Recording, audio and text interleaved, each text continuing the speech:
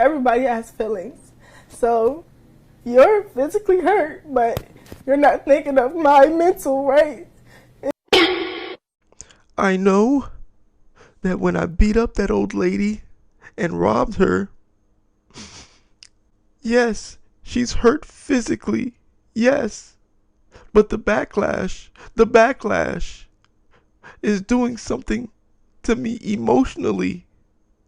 Everybody's thinking about her physical hurt,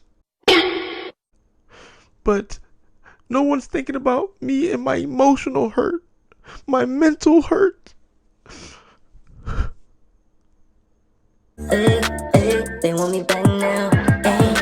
Now she going down, down. They want me back now. See I'm getting to the bag now. Do your dance, huh? Remember they will say you can't, huh? But I did. I'm hitting So I'm a tad bit late to this story. We have here Alayla Everett and Caitlin Tucker. They're at a track meet. Alayla Everett is ahead. Caitlin Tucker is gaining speed, running the second leg of the 4x2 to the point where they're neck and neck. 200 relay in the Virginia State High School League. And Alayla Everett somehow hits Caitlin Tucker with the baton. Championships when the shocking incident happened. Because I guess Caitlin Tucker was passing her. Caitlin Tucker moves off and she runs off the race. She runs to the side because she's hurt so bad. Runner, the athlete swings her baton, striking Caitlin. Apparently, they say that she suffered a concussion and a skull fracture. Big deal. Huge deal. Huge deal. Now, Alayla Everett says she didn't mean to do it. It was an accident. Alayla Everett says she was running. She lost her balance because she was too close to her, and then she hit her with the baton by accident. Hey, if that's the story you want to stick with, hey, it is what it is. Now, there's a huge backlash. There's a lot going on right now. And Caitlin Tucker decides she's going to press charges. Alayla Everett doesn't feel as if she should be charged for hitting Caitlin Tucker with the baton during the track meet. Even if it was an accident, there's something called involuntary manslaughter. I could be driving recklessly and end up murdering someone, and I'll still be charged with murdering someone. It wouldn't be as severe as if it was premeditated, but I'll still be charged. It's not your call. All you can do is apologize and move forward. And now she's getting support from everyone. She's a huge victim. It's not her fault. Everett and her family were surrounded by support Thursday evening, speaking out at a rally organized by community members, all unified with one message. Stand for Alayla Everett! We stand for Alayla Everett! To me, it's so weird how the black community comes together for something like this. You got the head of the NAACP. NAACP leaders had a meeting this morning with the Lynchburg Commonwealth Attorney. This dude right here. The purpose of that meeting was... What the hell? What are you doing, bro? To go in and advocate... Looking like Suge Knight. ...that no charges should be levied against Alayla. And I know why he's here, too. He's trying to pressure Caitlin Tucker's family to drop the charges. Like a mobster. It's not your call. I find it interesting that the NAACP always shows up when they have no business showing up. None. You show up for this. Mind you, this is a black versus black issue. And they're on the wrong side.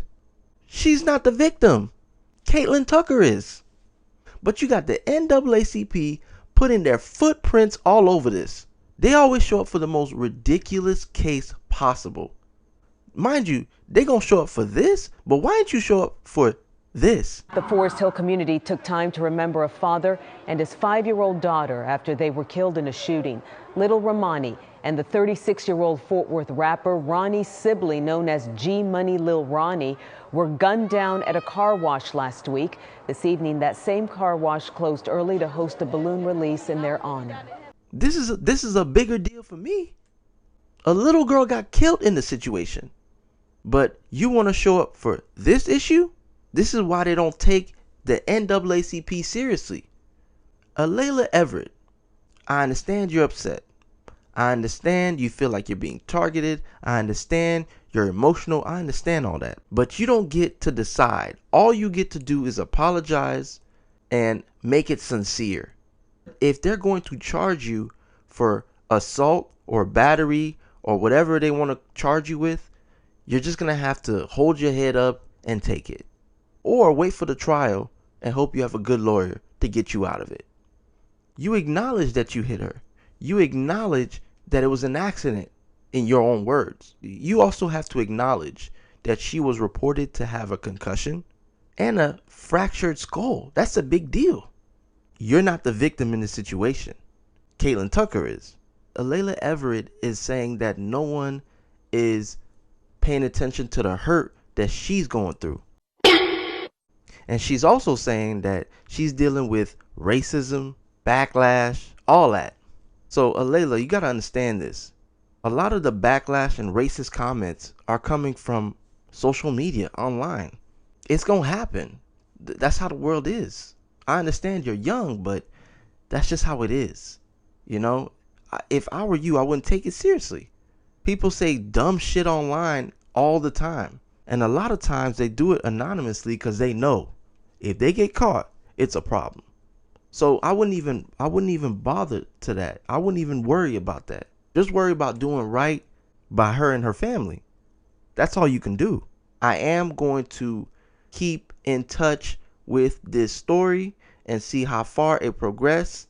But like I said, if you want to make it easy on yourself, I would be honest and I'd apologize and hope that they find it in their heart to drop the charges. But hey, that's just me. That's just me. Until next time, I'll see you guys later. W2X.